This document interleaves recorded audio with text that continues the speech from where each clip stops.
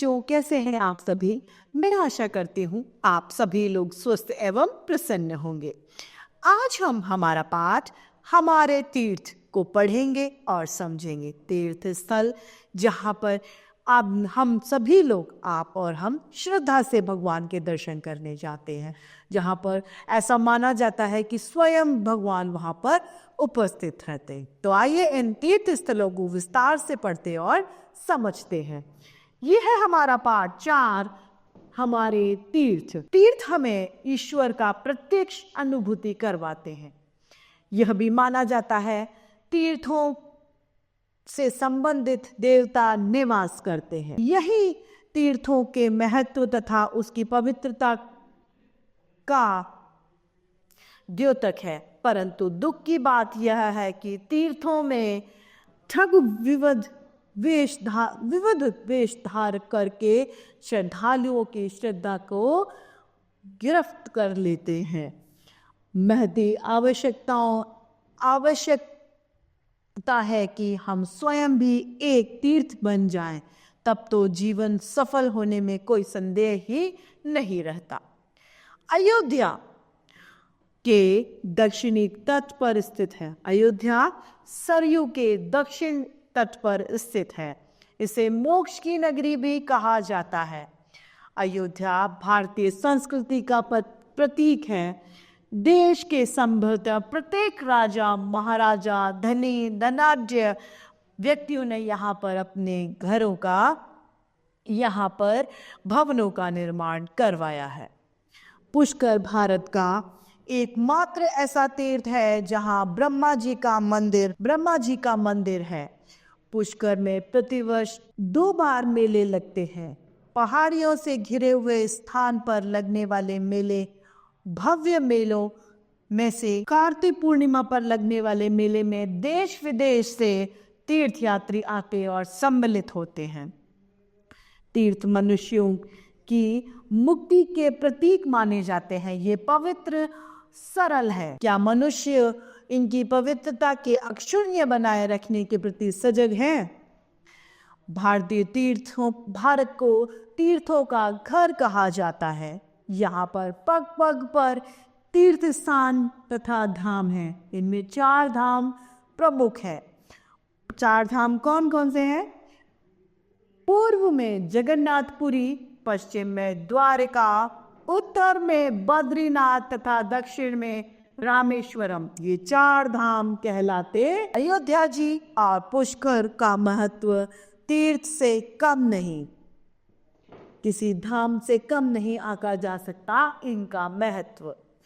प्रचलित विश्वास यह है कि कोई तीर्थयात्री समस्त तीर्थों के दर्शन कर ले और यदि वह पुष्कर को छोड़ दे तो उसका पुण्य व्यर्थ चला जाता है।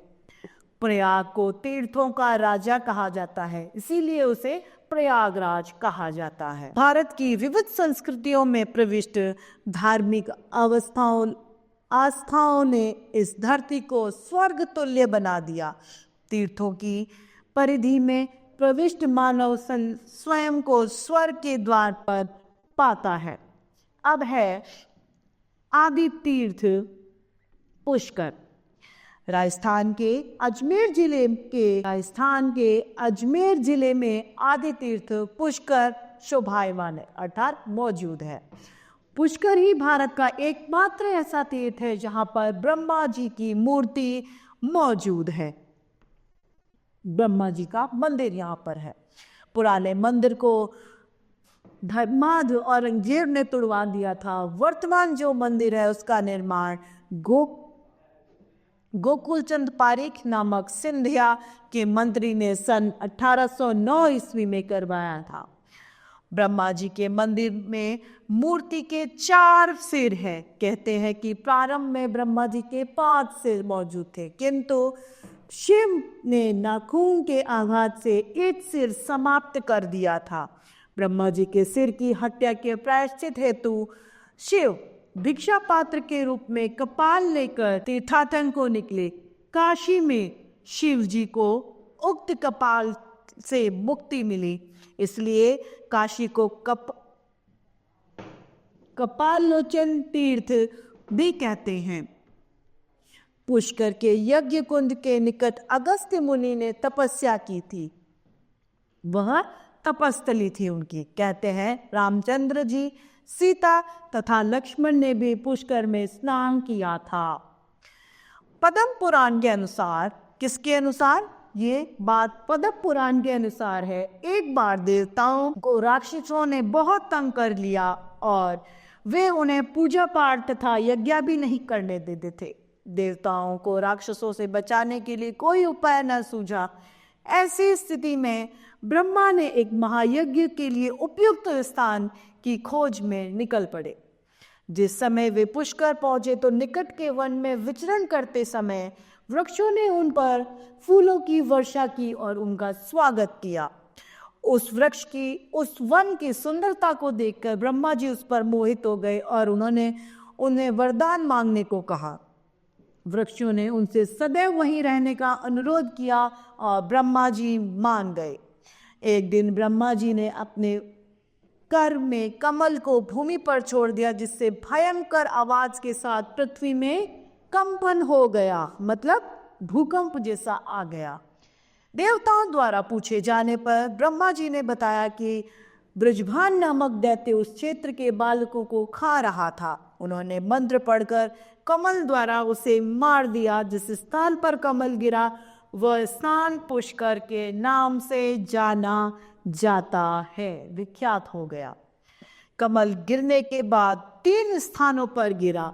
वे स्थान 6 मील के अंदर के क्षेत्र में ही हैं, जो कि ज्येष्ठ पुष्कर, मध्य पुष्कर और कनिष्क पुष्कर कहलाते हैं। ज्येष्ठ पुष्कर ब्रह्मा जी का देवता मानता है, मध्य पुष्कर विष्णु जी को और कनिष्क पुष्कर के देवता हैं रुद्र जी। ब्रह्मा ने पुष्कर में महायज्ञ का प्रबंध किया। मुख्य आहुति देने के लिए आसन पर जैसे ही वे बैठे तो उन्होंने अपनी पत्नी को नहीं पाया। जब वे अपनी पत्नी को नहीं पा रहे थे तो वह यज्ञ में आहुति देने में असमर्थ थे। अतः उन्होंने एक लड़की को बैठाकर आहुति देनी चालू कर दी। उसी समय खोज करने पर सावित्री का पता न चलने से उन्होंने यज्ञ प्रारंभ कर दिया। तब थोड़ी समय बाद में सावित्री लक्ष्मी जी पार्वती के साथ में आई। अपने स्थान पर किसी अन्य लड़की को बैठे देखकर उन्हें क्रोध आया। उन्होंने ब्रह्मा को श्राप दिया, जाओ तुम्हारी पूजा पुष्कर के अतिरिक्त कहीं और नहीं होगी। इतना कहकर वे क्रोध से वहां चली गईं और रत्नागिरी में समा गईं। किस में समाई? वे रत्नागिरी में समा गईं। जिस स्थान पर सावित्री भूमि में समाई थी, उस स्थान पर एक झरना बहने लगा, जो आज भी सावित्री झरना कहलाता है। इसी झरने के पास में एक सावित्री मंदिर भी मौजूद है। विभिन्न राजा महाराजाओं द्वारा समय समय पर अनेक मंदिरों तथा घाटों का निर्माण व जीर्णोद्धार करवाया गया है। किंवदंती है कि यहाँ रुद्रत्य नामक एक ब्राह्मण ने पुष्कर में विष्णु का मंदिर बनवाया था, तो जैनों ने जैन मंदिर बनवाए हैं। इसी प्रकार श्रद्धालुओं ने भक्तों ने शने शने इतने मंदिर बनवा दिए कि प्राचीन पुष्कर में यहाँ 400 से अधिक ज्यादा मंदिर है, किंतु आगे चलकर मंदिर ध्वस्त व विलुप्त हो गए। वर्तमान समय में सबसे महत्वपूर्ण मंदिरों में 2 मंदिरों के नाम आते हैं, ब्रह्मा जी और रंगनाथ जी का मंदिर। पुष्कर में प्रतिवर्ष 2 बार मेले लगते हैं। पहला मेला कार्तिक शुक्ल एकादशी से पूर्णिमा तक तथा दूसरा वैशाखी शुक्ल एकादशी से पूर्णिमा तक चलता है। पहाड़ियों से घिरे इस स्थान पर लगने वाले दोनों मेले भव्य होते हैं। कार्तिक पूर्णिमा पर लगने वाले मेले में देश विदेश से लाखों तीर्थयात्री आकर यहाँ स्नान करते हैं और अपने पापों से मुक्ति पा लेते हैं। यह मेला 5 दिनों तक लगा रहता है। इस 5 दिवसीय मेले में मथुरा एवं वृंदावन के मंदिरों की भांति यहाँ के मंदिरों को भी सुंदर सुंदर झांकियों की सजावट कर जगमगा दिया जाता है। इस मेले में मन लुभाने वाले देश के विकसित संस्कृति एवं अनूठे रंगीलेपन के दर्शकों के अतिरिक्त पशु मेले भी लगाए जाते हैं, जिसमें बैलों आदि पशुओं का क्रय और विक्रय अर्थात खरीद बेच होती है। इस अवसर पर विकास प्रदर्शनकारियां, खेलकूद आदि के रोचक कार्यक्रम आयोजित किए जाते हैं। अब है अयोध्या। अयोध्या उत्तर भारत के मध्य बिंदु में सरयू के दक्षिणी तट पर स्थित है। यह फैजाबाद से 6 किलोमीटर पूर्व में है। कालांतर में अयोध्या को साकेत, कौशल नगर, विनीता, इशुक्तवा, भूमि कौशल तथा श्री रामपुरी जैसे अनेक नामों से पुकारा जाता था। यह मर्यादा पुरुषोत्तम श्री राम जी की जन्मस्थली अर्थात जन्मभूमि है। अयोध्या को भारतीय संस्कृति का प्रतीक कहा जाता है। अयोध्या अतीत की सृष्टि है। यह मोक्षार्थियों की नगरी है, अर्थात यह मोक्ष भूमि भी कहलाती है। सैकड़ों वर्षों से संपत्तिशाली लोगों ने यहाँ धर्मशालाओं, भवनों और मंदिरों के निर्माण कराए हैं। शायद ही यहाँ कोई ऐसा अभागा द्वार होगा जहाँ मंदिर ना हो। देश के संभवतः प्रत्येक राजा, महाराजा और धनाढ़ घरानों ने यहाँ भवनों के निर्माण करवाए हैं। अयोध्या स्मृति भवनों के लिए विख्यात है। यहाँ कहीं ना कहीं राम कथा होती ही रहती है। अयोध्या के अखाड़े देश भर में प्रसिद्ध हैं। निर्वाणी, निर्मोही, खाकी, दिगंबर, संतोषी, महानिर्वाणी, गूदड़ आदि अखाड़े आज भी अपने अतीत को यथावत बनाए रखे हैं। अयोध्या परिक्रमाओं के लिए भी विख्यात है। हजारों लोग अपनी मनोकामनाओं की पूर्ति के लिए विभिन्न परिक्रमाओं में सम्मिलित होते हैं। यहाँ के 84 कोस की परिक्रमा प्रसिद्ध है। यहाँ परिक्रमा चैत्र की पूर्णिमा से प्रारंभ होती है तथा वैशाख शुक्ल नवमी तक चलती है। इस यात्रा का एक निश्चित मार्ग होता है। अयोध्या में एक और परिक्रमा प्रसिद्ध है, वह है 14 कोसी परिक्रमा। यह कार्तिक मास के अक्षय नवमी से पूर्णिमा तक और श्रावण मास की शुक्ल पक्ष की तृतीया पूर्णिमा तक संपन्न होती है। अयोध्या में और भी उत्सव संपन्न होते हैं। रथ यात्रा आषाढ़ में, झूला श्रावण में, सरयू स्नान परिक्रमा कार्तिक में, राम विवाह अगहन में और रामनवमी चैत्र में। इन उत्सवों का धर्मलाभ उठाने भक्तजन दूर दूर से आते हैं। अयोध्या का रामकोट एक प्रसिद्ध दार्शनिक स्थल है। एक समय था जब यहाँ 20 द्वार थे। इसमें श्री राम के मुख्य सेनापति तथा रक्षक हुआ करते थे। दुर्ग के भीतर 8 महल थे जिसमें श्री राम की माताएं तथा भाई रहा करते थे। अयोध्या पुण्य स्थली है। जनश्रुति है कि आज भी देवतागण इस पुण्य स्थली के दर्शनार्थ आते हैं। अयोध्या के पवित्रतम स्थान माना जाता है श्री राम का जन्म स्थान। धन्य है तीर्थ स्थान जिन्हें प्रभु आपने अवतरण से पवित्र और महान बना देते हैं। तो इस तरीके से हमारा यह पाठ समाप्त होता है। आइए इस पाठ के शब्दार्थ हम देखते हैं। विविध अर्थात अनेक प्रकार की, प्रविष्ट मतलब प्रवेश किए हुए, धर्मार्थ अर्थात धर्म के लिए कट्टर होना, प्रायश्चित मतलब पछतावा, तीर्थाटन मतलब तीर्थयात्री, अर्धांगिनी मतलब पत्नी, विलुप्त मतलब अदृश्य, कालांतर मतलब कुछ समय बाद। अब है अभ्यास कार्य जिसमें पहला है मौखिक प्रश्न का 4 प्रमुख धाम कौन कौन से हैं? तो 4 प्रमुख धाम, पहला धाम पूर्व में जगन्नाथपुरी, दूसरा पश्चिम में द्वारिका, उत्तर में बद्रीनाथ तथा दक्षिण में रामेश्वरम है। ये प्रमुख 4 धाम कहलाते हैं। दूसरा, अयोध्या का शाब्दिक अर्थ क्या है? अयोध्या का शाब्दिक अर्थ मोक्ष की नगरी अयोध्या है। अयोध्या का शाब्दिक अर्थ मोक्षार्थ। प्रश्न ग, ब्रह्मा का मंदिर कहाँ है? ब्रह्मा जी का मंदिर पुष्कर में है। घ, कमल उछलकर कितने स्थानों पर गिरा? ब्रह्मा जी का कमल उछलकर 3 स्थानों पर गिर गया। प्रश्न दूसरा, निम्नलिखित प्रश्नों के उत्तर दीजिए। क, काशी को कपोल मोचन तीर्थ क्यों कहा जाता है? शिव जी के द्वारा कपोल सहित पश्चाताप करने की वजह से और उन्हें वहां पर काशी में पश्चाताप हो गया, अतः काशी को कपोल मोचन कहा जाता है। ख, पुष्कर स्थित ब्रह्मा जी के मंदिर के विषय में आप क्या जानते हैं?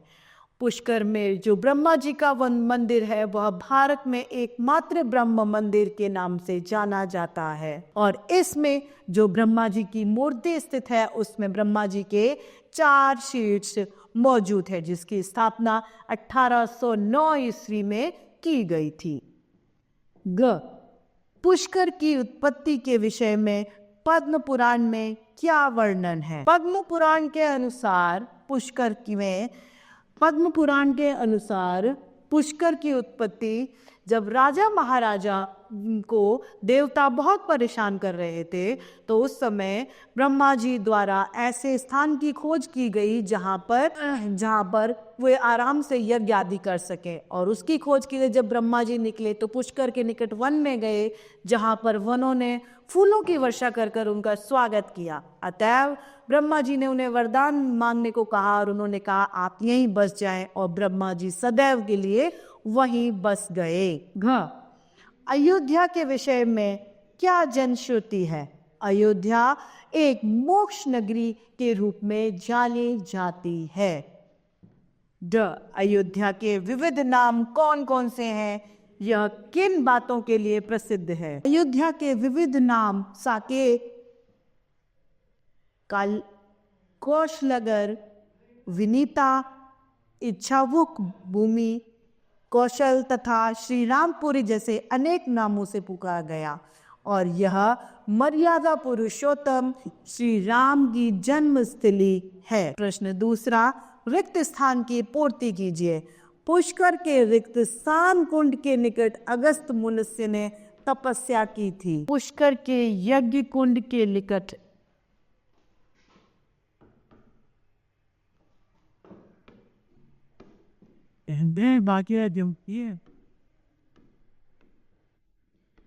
ख, जिन स्थान पर कमल गिरा वह स्थान पुष्कर के नाम से विख्यात हो गया। ग, भारत तीर्थों का राजा है।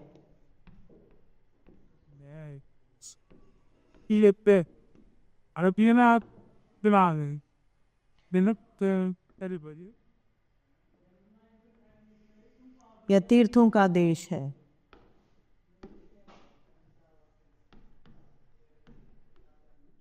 अयोध्या रिक्त स्थान के लिए भी विख्यात है, स्मृति भवनों के लिए विख्यात है।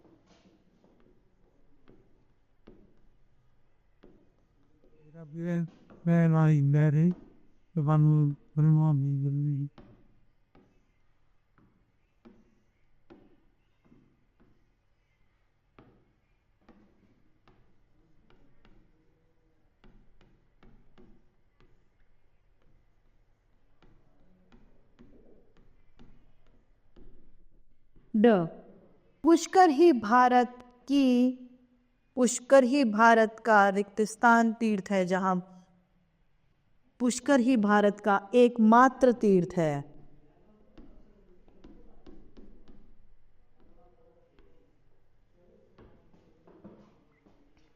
प्रश्न तीसरा, सही के सामने हमें सही का निशान लगाना है और गलत के सामने गलत। क, तीर्थ ईश्वर प्राप्ति हेतु श्रद्धा व आस्था की। ख, तीर्थ यात्रा करने पर मनुष्य मरने के बाद सीधा स्वर्ग जाता है। तीर्थों की यात्रा से मनुष्य में धार्मिक भावना प्रबल होती है। जी हाँ। लोग तीर्थों पर अपने पापों को पुण्य में बदलने जाते हैं। जी हाँ। तीर्थ विविध संस्कृतियों के परिचय का पवित्र स्थान माने जाते हैं। चौथा, निम्नलिखित पंक्तियों के भाव स्पष्ट कीजिए। हम स्वयं भी एक तीर्थ बन जाए तो जीवन सफल होने में कोई संदेह नहीं। अर्थात हम खुद भी अपनी आत्मा को शुद्ध कर लें, पवित्र कर लें, मन में किसी भी तरीके का कपट छल ना हो, सदैव सत्कर्म में हम लोग जुट जाए तो हमारा जीवन सफलता को जरूर प्राप्त कर लेगा। हमें किसी भी तीर्थ की जरूरत नहीं पड़ेगी।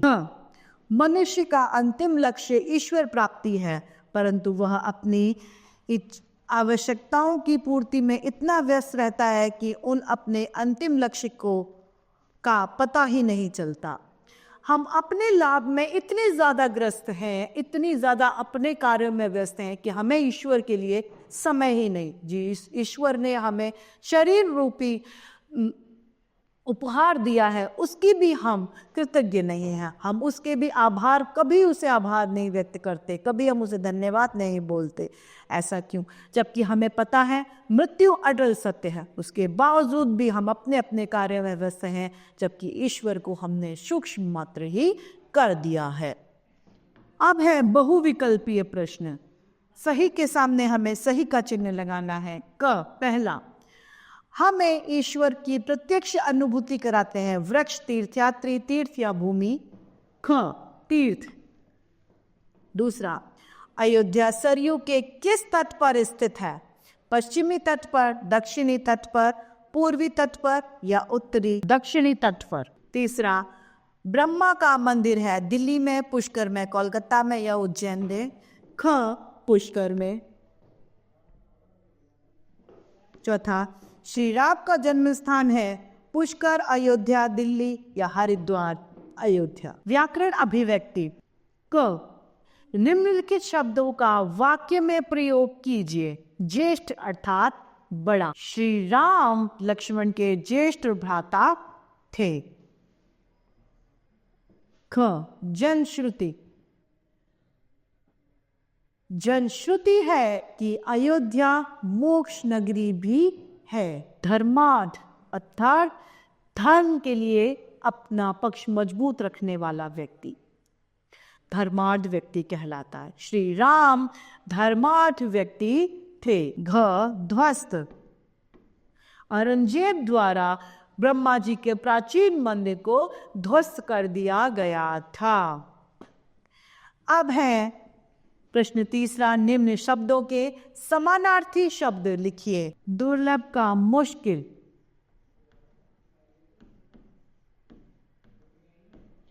निराश का हताश, योग्य मतलब योग्य का समानार्थी उपयुक्त,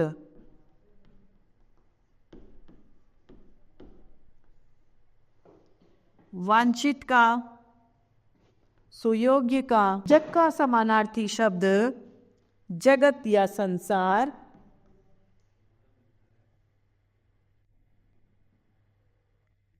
सुयोग का अवसर या मौका,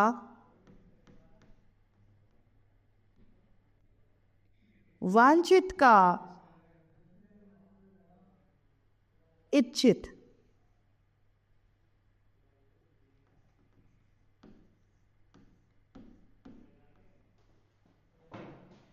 प्रश्न चौथा, निम्नलिखित शब्दों के विलोम शब्द लिखिए। क देवता का राक्षस, सुंदरता का कुरूपता,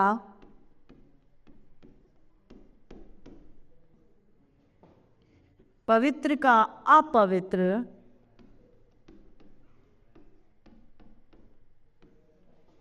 पुण्य का पाप, धर्म का अधर्म,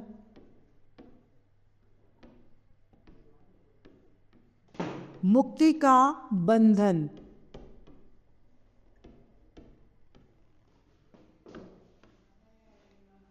निम्नलिखित वाक्य में प्रयुक्त क्रिया के नीचे रेखा खींचिए। पहला, क, काशी में ईश्वर जी रहते थे, तो रहते थे। ख, मेरे घर में एक मंदिर है। ग, उसके पास